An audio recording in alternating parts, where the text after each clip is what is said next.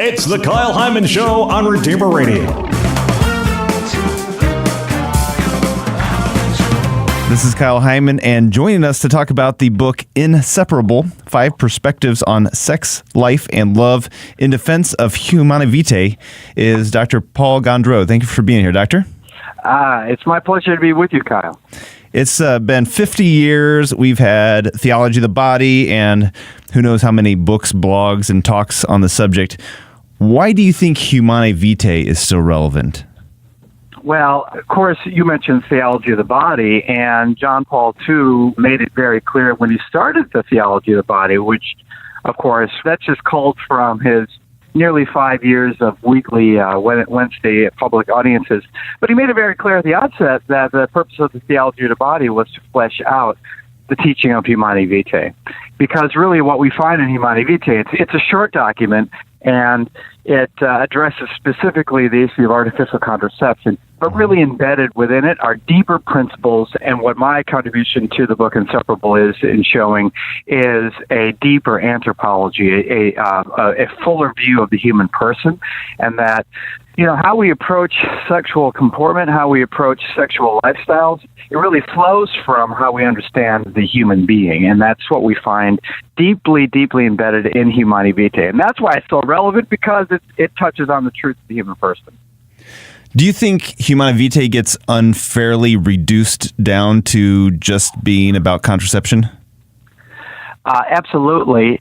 Well, I tell you, you know, maybe the most maligned church document in the last half century, but at the same time, the most prophetic and, in my view, one of the most powerful, because to reduce it to that is to really miss the heart of it, which is it's touching on the meaning and purpose of human sexuality. And so all he's doing is he's applying it to the specific case of artificial contraception in that encyclical. But you can apply it to anything. It works for you. What we find there, explain the meaning and the purpose of human sexuality.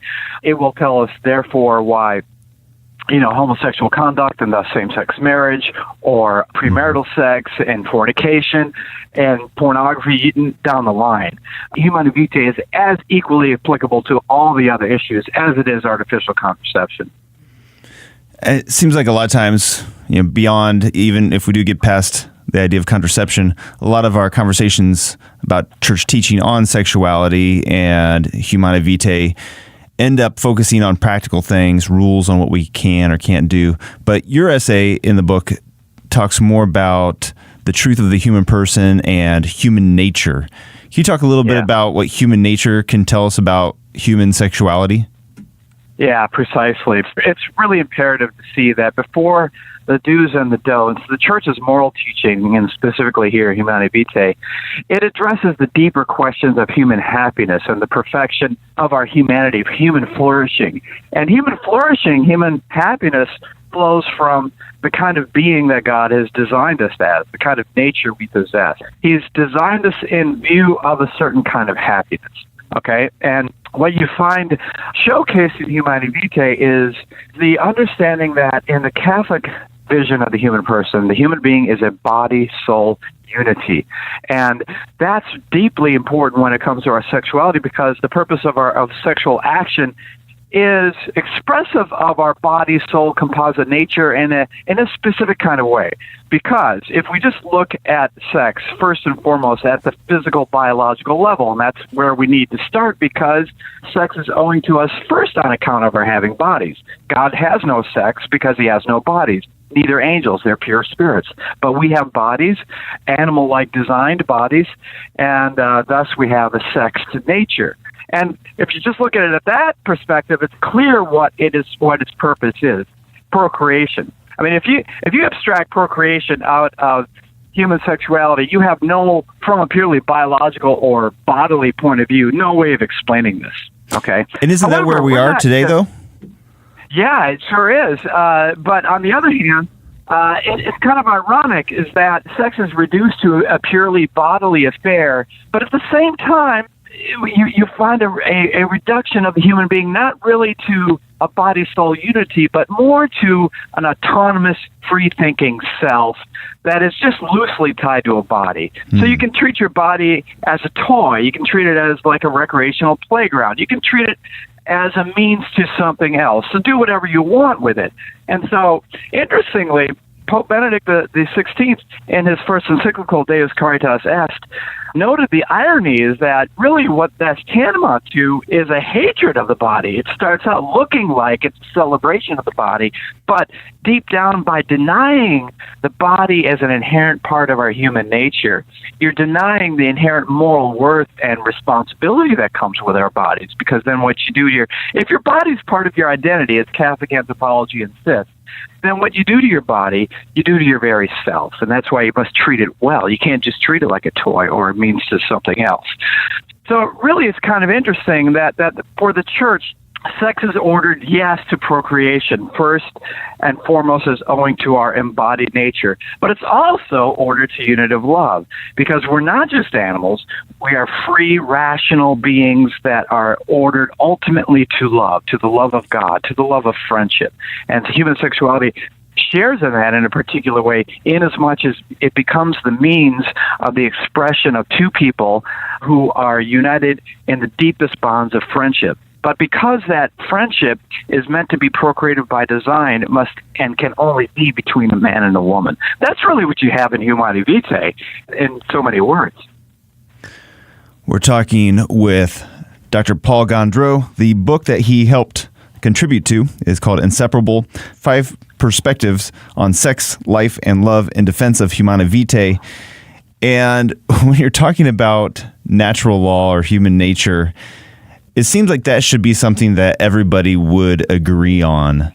But we obviously don't have that kind of agreement across the board. So how can there be different interpretations on natural law or human nature? Well, that's a great question. If you just throw the word natural law out, sure, a lot of people look at you, you get the deer in the headlights look, or they just kind of wave the hand. No, we don't believe in that. But if you understand what natural law is about, the way I approach it with my students in the classroom is I just point to simple existential facts that everyone can agree and readily see, that namely that there are certain rights and wrongs that we all agree on. That it's wrong to commit arson, it's wrong to commit rape, it's wrong to sexually molest children. And you don't need to be a Christian, you don't need to be a religious person to understand that. All you need to be is a human being with a functioning conscience. Sure. Natural law just names the fact that there is a certain embedded moral standard that's common to our humanity, and it comes out in ways like that. That you're standing in line. Why does everyone know that when you're standing in line at the coffee shop, it's wrong for someone to walk in the door and just butt in front of you? And everybody knows that, right? Well, right. Natural law says, it just pushes that further. Well, where does that come from? Why is it we all know this? Why is it we have a common standard of right and wrong? And so our sexuality and Humanae Vitae makes this clear, saying that it's teaching. Paul VI says, the teaching that we find here in Humanae Vitae is grounded, yes, in the biblical revelation, but it's also grounded in the natural law, which is why he addresses the encyclical not simply to all Catholics, but, as he says, quote, to all people of goodwill.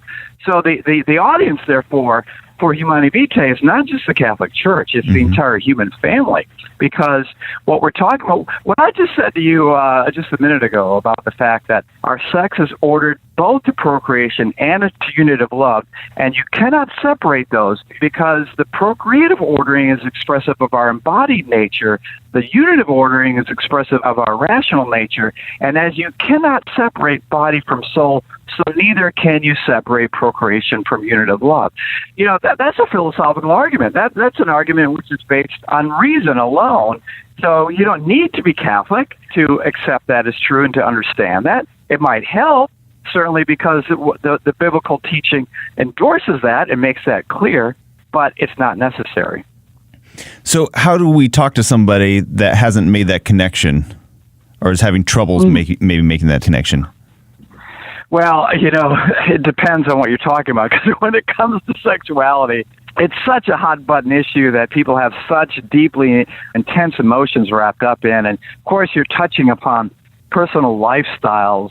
And so it does become difficult to have a conversation where a person can put their emotions on hold or put their deeply invested personal convictions and feelings and be truly open-minded on. And I've just found that in one sitting or two, it's in this culture at least, it's practically impossible. You have a better chance when you've got a captive audience over a long stretch of time, in which you can outline a whole vision of moral living, and that's my approach. I teach a course over the length of a semester, and what I do is I say, look, here's the church's vision. On the one side, here's the cultural vision, the sexual revolution's vision on the other side. You take your pick. Now, let me make it clear in the course of these weeks why the church's vision of human sexuality has our true happiness, has real human flourishing, and thus true happiness in human relationships and in our sexual lifestyles and our marriages and our families, has that really in mind here. But, where again you start is you just start on a certain ground of morality, and that you establish agreement with the fact that there are certain rules that come with human living, just like analogous to any like a baseball game. There are certain rules that just go with the game, and you could no longer call those rules into question than call the very game of baseball into question. So too with human living, there are certain rules of right living and wrong living, and to begin to call those into question, which of course our culture does, is to call into question the very understanding of what it means to be human. Yeah. How did this book come together? And then maybe you could highlight a few of the other topics and themes that are explored in it. Sure. Well, how the book came together was, this is a momentous occasion, the end of July, just a couple weeks ago, was the 50th anniversary of Humanae Vitae. Mm-hmm.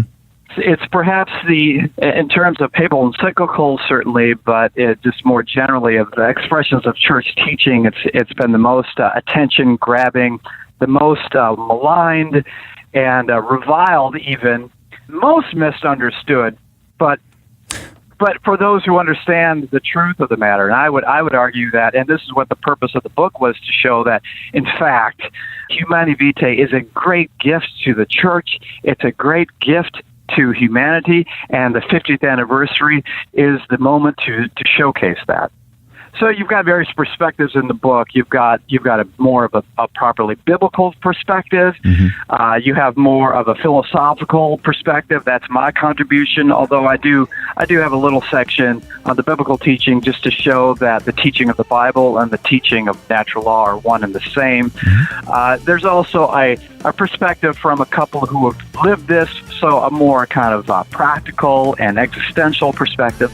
So we tried covering the beauty of Humanae Vitae and how the truth of Humanae Vitae has been verified through these various perspectives, these various approaches. All right. And where can people get a copy of it? You can get a copy at the Catholic Answers website, Catholic.com. All right. Again, it's called Inseparable, 5 Perspectives on Sex, Life, and Love in Defense of Humanae Vitae. Thank you so much, Dr. Gondreau, for joining us today. I appreciate it. You're welcome. It was my pleasure to be with you, Kyle.